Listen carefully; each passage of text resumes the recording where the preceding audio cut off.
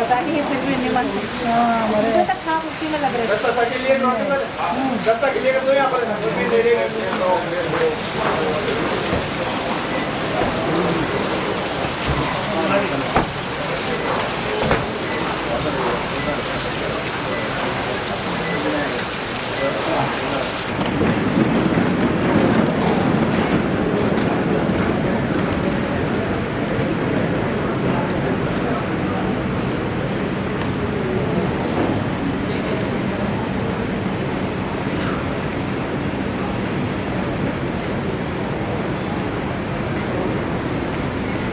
General राष्ट्रगान के सभी खड़े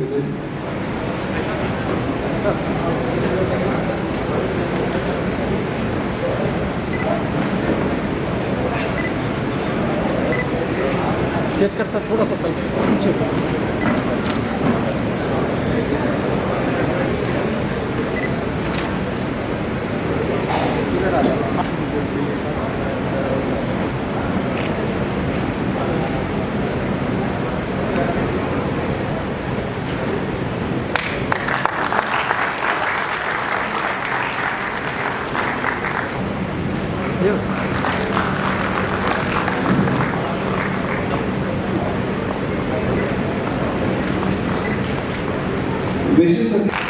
गुड़िया पीछे हो जाओ।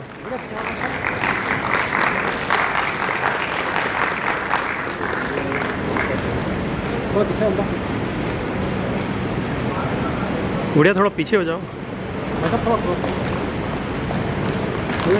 श्रीमान प्रफुल्ल जी केतकर प्रधान संस्थापक ऑर्गेनाइजेशन के स्वागत के लिए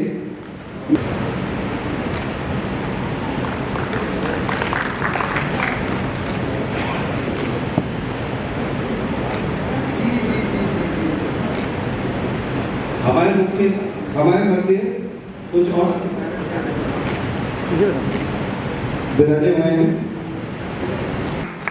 पूर्व विधानसभा अध्यक्ष श्रीमान शांतिलाल साहब चपलोद भी विराजे हुए हैं। मैं उनका भी स्वागत अभिनंदन करता हूँ। Udaipur chamber of commerce and industries के अध्यक्ष माननीय श्रीमान राज्यसभा सदस्य आदरणीय श्रीमान मदन जी राठौर, आज के कार्यक्रम के मुख्य वक्ता आदरणीय श्री प्रफुल्ल जी केतकर, संपादक ऑर्गेनाइजर, मंचासीन, इस आयोजन के संयोजक महावीर जी चपलोद, यहाँ सभागार में विराजमान सभी जनप्रतिनिधिगण, उदयपुर के संभ्रांत नागरिक बंधुओं बहनों, प्रताप जयंती के अवसर पर हम सब लोगों के लिए अत्यंत उत्साह का अवसर है कि जिस समय से ऐसी जिनकी दृष्टि थी, उन बाबा रावल की परंपरा में महाराणा प्रताप ने मेवाड़ को उस समय संघर्ष के दौर में नेतृत्व प्रदान किया। और इसके साथ ही एक और बात महाराणा प्रताप के संबंध में कि 6 वर्ष तक बराबर मुगलों की सेना यहाँ उनका पीछे पीछे लगी रही, लेकिन उन्होंने अपनी पराजय स्वीकार नहीं की और अकबर ने यहाँ तक कि उदयपुर का नाम मोहम्मदाबाद कर दिया। इसके सोने के सिक्के छपवा दिए, उनको चलाने की कोशिश की, लेकिन उसमें वो सफल नहीं रहे। हम देखते हैं इलाहाबाद आदि ऐसे अनेक नाम बदल गए, लेकिन मेवाड़ का नाम मेवाड़ रहा, उदयपुर का नाम उदयपुर रहा। यह एक प्रकार से महाराणा प्रताप के शौर्य का प्रतीक है। ऐसे यहाँ पर जो सभागार में विराजमान जनप्रतिनिधिगण हैं,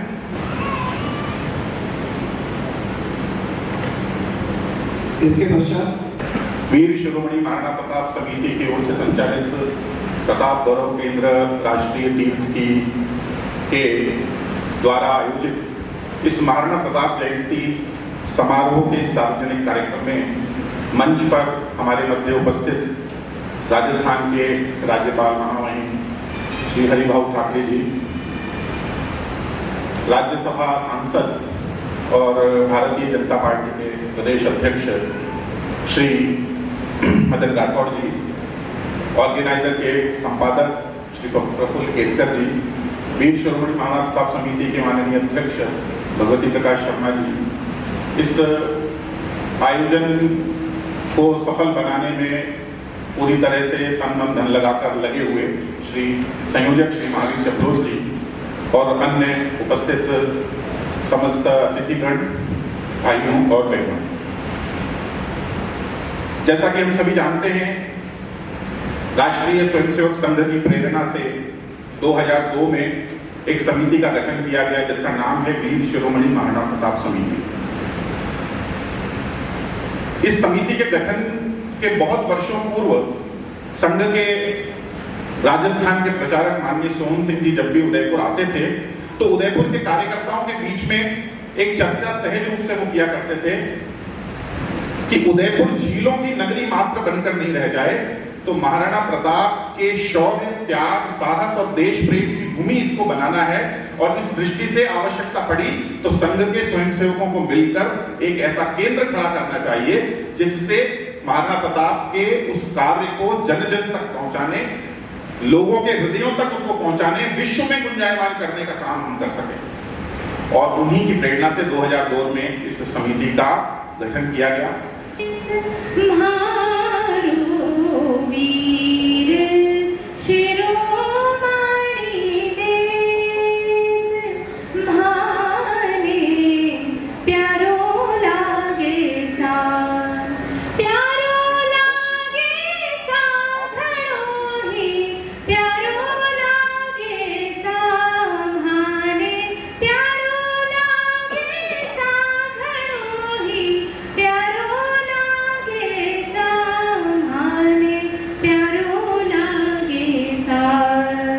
राणा प्रताप री शौर्य गाथा अमर है जग में।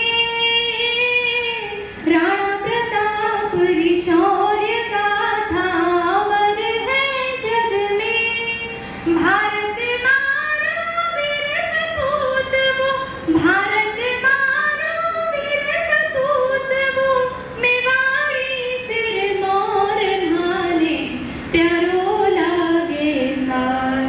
भामाशाह भीलू राणा और झालावाड़, भामाशाह भीलू राणा और था झालावाड़।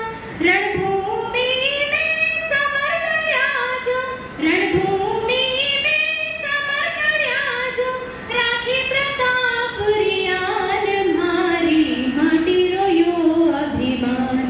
मारो वीर शिरोमणि देश, रोटी घास री भालो हाथ में लियो संकल्प महान।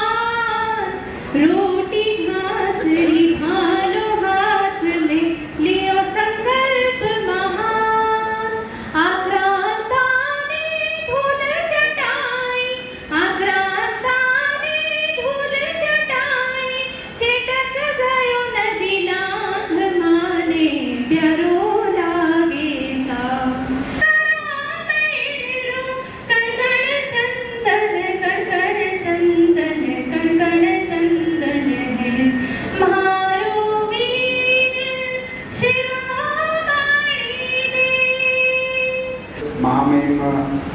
राज्यपाल माननीय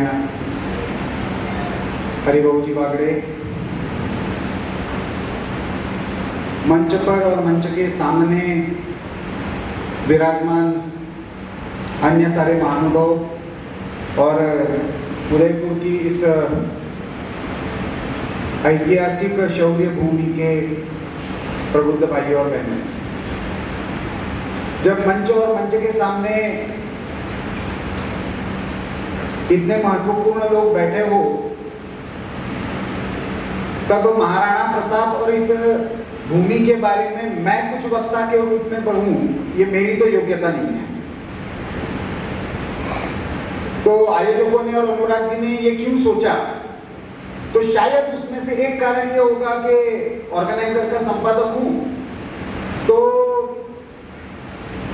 जो सारी राष्ट्रीय चेतना की आवाज देश भर में गूंजती है, उसमें मेरे जिम्मे भी एक काम है। लेकिन फिर दूसरा विचार मन में आया कि क्या महाराणा प्रताप की जयंती मनाने का और प्रताप गौरव केंद्र खड़ा करने का संघ के अधिकारियों के मन में या सोहन सिंह जी के मन में जब विचार आया होगा, तो क्या वो केवल जयंती और एक स्थान के लिए विचार आया होगा क्या? और उसके बारे में जब विचार करने लगा तो मुझे बहुत सारे संकेत आज के कार्यक्रम के बारे में मिलने लगे। एक शुभ संकेत ऐसा है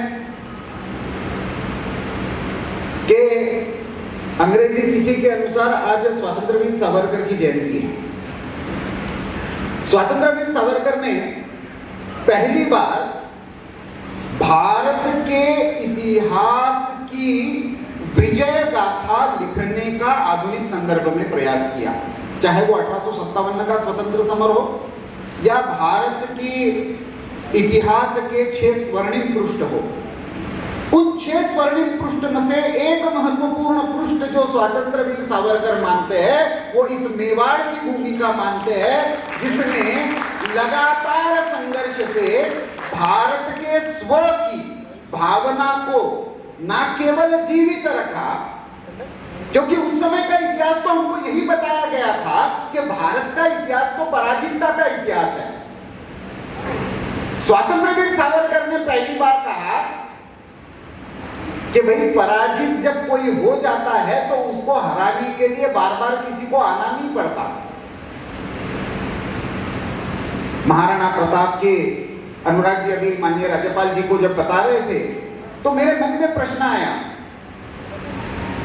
कि जब वीर शिरोमणि महाराणा प्रताप का चरित्र देखते हैं तो 3 हिस्सों में मुझे मोटा मोटा चरित्र दिखता है। एक 1572 से लेकर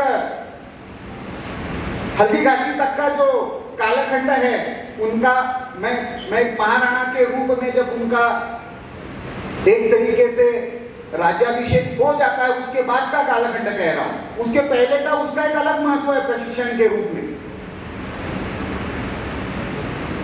लेकिन हल्दी घाटी तक का एक कालखंड, फिर 1785 तक का दूसरा कालखंड और 1585 तक का, 1585 और 1597 तक का तीसरा कालखंड। दूसरा संकेत मुझे ऐसा लगा कि एक तो लड़ाई अपने सामने हो रही थी, अपने सामने वीडियो आ रहे थे कि किसी की उपासना पद्धति और धर्म पूछकर मारा जा रहा है, और फिर भी हमको बताने वाले थे कि ऐसा कुछ हुआ ही नहीं। हमारे सामने हमारे आर्म फोर्सेस वीडियो दिखा रहे थे कि हमने कितने स्थानों पर हमला किया, कितने एयरबेस ध्वस्त किए, कितने आतंकवादी ठिकाने ध्वस्त किए। ये हमारे आर्म फोर्सेस विद प्रूफ दिखा रहे थे, सारी आधुनिक टेक्नोलॉजी के साथ दिखा रहे थे, और फिर भी भारत में ही ये प्रश्न खड़ा करने वाले थे, क्या सही में ऐसा हुआ है? और ये यदि हमारे सामने आज ऐसा हो सकता है, तो हल्दी घाटी के रूप में और महाराणा प्रताप के रूप में भ्रम फैलाया जाना कौन सी बड़ी बात है? तो विजय की गाथा लिखी जाती है लोक में, विजय की गाथा इतिहासकार राजाओं के रूप में जो लिखते हैं वो विजय की गाथा नहीं होती, वो तो राजा ने नियुक्त किए हुए, लेकिन अकबर ने नियुक्त किए गए उसके जो उस समय के भाष्यकार है, उसके दरबारी है, वो भी स्वयं लिखते हैं कि मेवाड़ की धरती पर क्या हुआ था, लेकिन फिर भी भ्रम फैलाने का प्रयास होता है। हमारे राजस्थान के महामहिम राज्यपाल और आज के इस कार्यक्रम के सम्मानीय मुख्य अतिथि आदरणीय हरिभाऊ वागड़े साहब और मुख्य वक्ता के रूप में जिन्होंने ओजस्वी भाषण दिया आदरणीय प्रफुल्ल जी केतकर साहब, हमारे इस कार्यक्रम के आयोजक भगवती प्रसाद जी शर्मा, अनुराग जी सक्सेना और यहाँ विराजमान आदरणीय शांतिलाल जी चपलोर साहब, आदरणीय सुनीलाल जी गरासिया साहब, मन्नालाल जी रावत साहब और आदरणीय गजपाल सिंह जी और यहाँ विराजमान समस्त नौजवान साथियों बहनों। वैसे आदरणीय महामहिम राज्यपाल महोदय जब अभी अपनी प्रदर्शनी देख रहे थे तो हमको लगा कि हमसे ज़्यादा इनको जानकारी एक एक विषय पर जब आप बता रहे थे, अनुराग जी वर्णन कर रहे थे चित्र, एक एक चित्र के सामने, तो उसमें भी आप बीच में बिल्कुल सही सटीक टिप्पणी भी आप कर रहे थे ना, पूरी जानकारी आपको है। और यहाँ जितने भी विराजमान हैं उन सबको तो सारा यानी पूरी गौरव गाथा का पूरा अनुभव भी है, खूब कई बार आपने प्रदर्शनी भी देखी, इतिहास भी पढ़ा, सब कुछ जानते हैं। मैं महामहिम एक निवेदन करूंगा कि महाराणा प्रताप का ननिहाल मेरे पाली में था और पाली में सोनगरा ठिकाना था और जयवंती बाई सोनगरा की बेटी थी, तो हम लोगों ने तो ये मान लिया था कि महाराणा प्रताप का जन्म स्थल पाली है। आपने हमको ये बता दिया कि हाँ, खैर दूसरा महाराणा प्रताप को जिन्होंने उस समय सहयोग किया, जिस समय महाराणा प्रताप जैसा कि बताते हैं कि संघर्ष में थे, जब उनको अत्यधिक आवश्यकता थी धन की, तो उस समय भामाशाह एक रणकपुर में मंदिर बना रहे थे। आपने भी महामहिम में भी रणकपुर मंदिर देखा था, उसमें एक मंदिर अधूरा पड़ा है, एक मंदिर नींव बनाकर ऊंचा उठाया हुआ अधूरा पड़ा। तो भामाशाह ने पूरा पैसा इकट्ठा करके रखा हुआ था उस मंदिर निर्माण के लिए। तो भामाशाह को लगा कि नहीं, ये मंदिर तो फिर भी बना देगा कोई ना कोई भामाशाह, लेकिन इस समय जरूरत है राष्ट्र निर्माण की, राष्ट्र की रक्षा के लिए महाराणा प्रताप को सख्त आवश्यकता है। तो वो सारा का सारा धन लाकर महाराणा प्रताप के चरणों में रख दिया। ये भी गौरव हमारे पाली को प्राप्त हुआ है। भामाशाह भी पाली के निवासी थे और घनेराव के निवासी थे। ये वक्त का इस समय ये सब जागरूकता पैदा करना बहुत जरूरी है। तो मैं तो हमारे जो मूल संगठन है मैं उसकी प्रशंसा करना चाहूँगा कि आपने ये एक ऐसा स्मारक बना दिया जो एक राष्ट्रीय स्मारक के रूप में आपने इसको खड़ा कर दिया। निश्चित रूप से सदियों तक हमारी नई पीढ़ी को भी प्रेरणा मिलती रहेगी, उनको भी हमारे इतिहास का गौरव ये भी उनको जानकारी मिलेगी। मैं एक बात आपसे निवेदन करूं, हम अपना भविष्य बना सकते हैं, भविष्य में बदलाव कर सकते हैं, वर्तमान में भी बदलाव कर सकते हैं, लेकिन इतिहास हमारा जो है वो इतिहास बन गया, उस इतिहास में कोई किसी भी प्रकार का बदलाव नहीं कर सकता।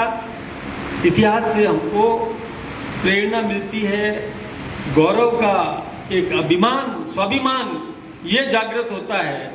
इसलिए इतिहास की जानकारी समय समय पर नई पीढ़ी को भी मिलती रहे, इसके लिए यह बहुत आवश्यक है। इस बात का जो प्रयास हमारा संघ परिवार कर रहा है, हमारा मूल संगठन कर रहा है, और हम सब ने भी निश्चित रूप से इसमें किसी न किसी प्रकार का योगदान दिया होगा। मैं ये चाहूँगा कि केवल योगदान ही नहीं, नई पीढ़ी को संस्कारवान करने का काम हम अवश्य करें, इतिहास उनको भी पढ़ाएं, क्योंकि आज आर्थिक दौड़ में हम अपने इतिहास को पीछे छोड़ते जा रहे हैं। उपस्थित राज्यसभा सदस्य मदनलाल जी राठौड़ जी, ऑर्गेनाइजर के प्रधान संपादक प्रफुल्ल केतकर जी, अनुराग सक्सेना जी, प्रोफेसर भगवती प्रकाश शर्मा जी, मन्नालाल रावत जी, माननीय सांसद लोकसभा चुन्नीलाल गरासिया जी, माननीय सांसद राज्यसभा, सभी जनप्रतिनिधि, मीडिया के बंधु, चाहे पत्रकार भाई और बहनों, मेरे सामने एक प्रश्न खड़ा है कि मैं काश्तकार हूँ और हमारे किसी काश्तकार के सामने मैं उन्हें काश्तकारी कैसी करना है, खेती कैसी करना है, ये भाषण करूँ तो एक आश्चर्य होगा। आज वैसा है कि आप महाराणा प्रताप के यहाँ के सब जानते लोग हैं और उसके सामने मैं भाषण करूँ तो मुझे भी एक आश्चर्य लगता है। और महाराणा प्रताप का जो वंश था वो कुहिल वंश, और सारे विश्व में एक ही वंश ने 1200 साल राज्य किया, ऐसा विश्व में कोई वंश नहीं, कोई भी वंश नहीं। क्योंकि आप समझते होंगे कि कुहिल वंश की जब उन्होंने राज्य किया वो ईस्वी सन 566 में, और वो पहले जो थे तो मालूम नहीं, लेकिन 7 से 33 तक, 567 से 733 तक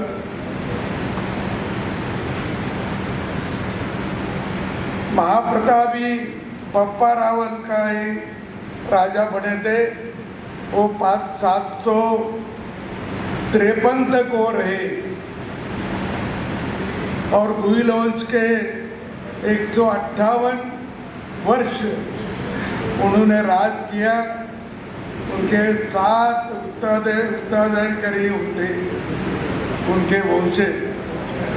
पप्पा रावल का तो वो जब पहला युद्ध उन्होंने लड़ा और गजनी से एक आक्रमणकारी यहाँ आए थे, तो पप्पा रावल ने उसको गजनी तक पिटाया, उसको वहां जाके छोड़ा, वापिस आ गए। इतना वहाँ पराक्रमी थे।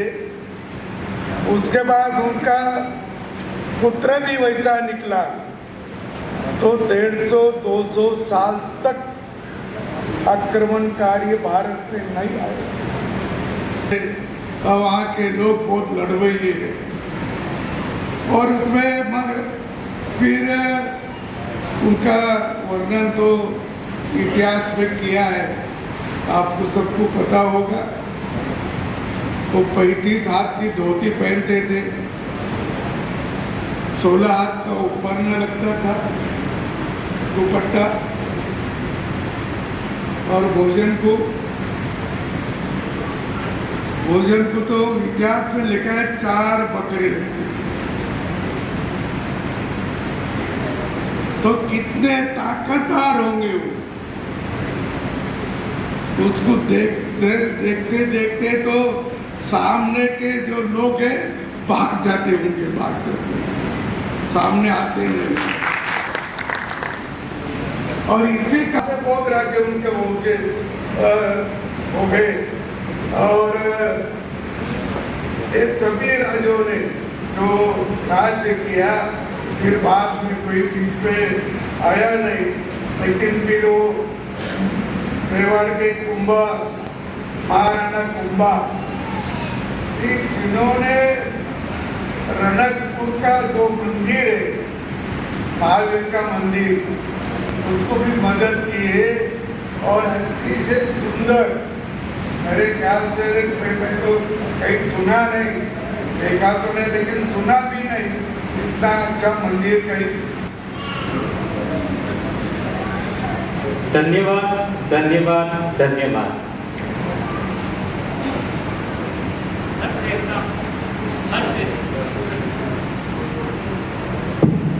हर चेतना में प्रताप जी को, हमारे महाराणा प्रताप जी को हर चेतना के अंदर रूपांतरण कर दिया। ऐसे हमारे माननीय राज्यपाल महामहिम हरिभाऊ जी बागड़े, हमें लगा था एक ऐसा भाषण जो एक महाराष्ट्र के व्यक्ति यहाँ आके देंगे और हमसे ज्यादा उनके अंदर ओज महाराणा प्रताप का जो एक उनके अंदर मन के अंदर जो उनकी आत्मा बसी, ऐसा मुझे प्रतीत हुआ कि स्वयं महाराणा प्रताप आज भी जीवंत है और जीवंत हैं इस हॉल में सभी विराजित हुए चेतनाओं में, जिन्होंने महाराणा प्रताप जी को आज भी प्रातः स्मरणीय बना रखा है। अपने ओजस्वी भाषण के लिए, अपने प्रेरणादायी उद्बोधन के लिए माननीय राज्यपाल का फिर से एक बार करबत महाराणा प्रताप समिति की ओर से धन्यवाद, हृदय से आभार। मैं चाहूंगा एक बार एक स्टैंडिंग ओवेशन इनके ओजस्वी भाषण के लिए हम सभी और पूरा हॉल माननीय श्री प्रभु सिंह केतकर, प्रधान संपादक ऑर्गेनाइजिंग का ओजस्वी उद्घाटन। जन जन के लाडले हमारे लोकप्रिय सांसद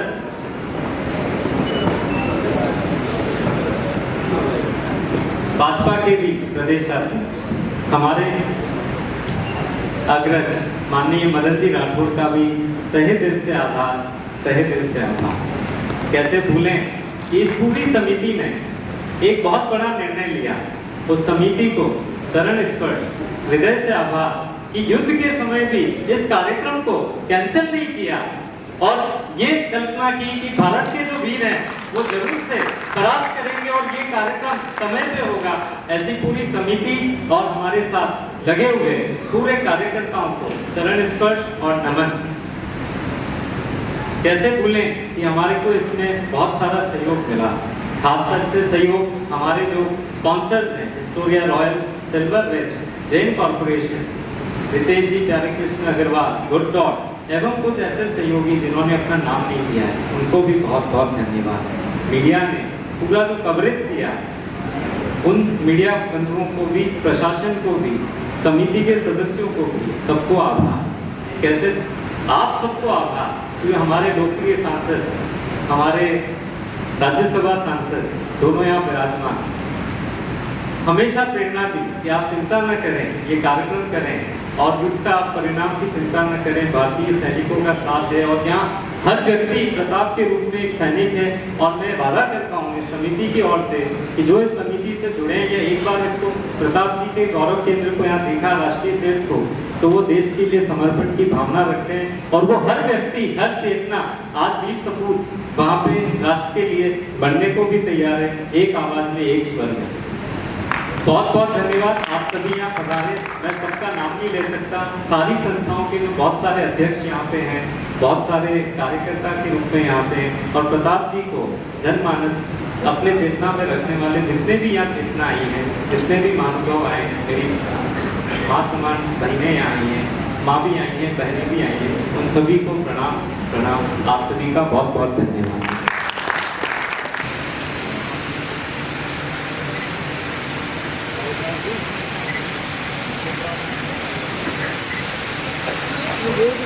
ముందుగా అందుకు ఆగుతుంది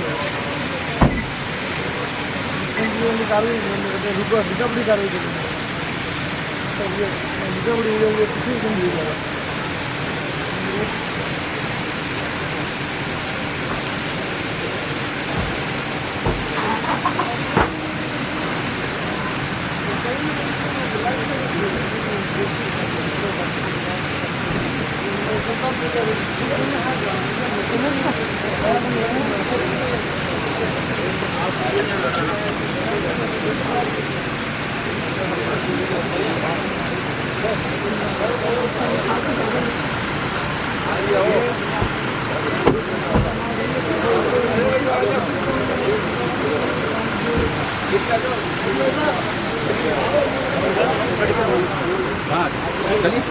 वो ऊपर भूल गया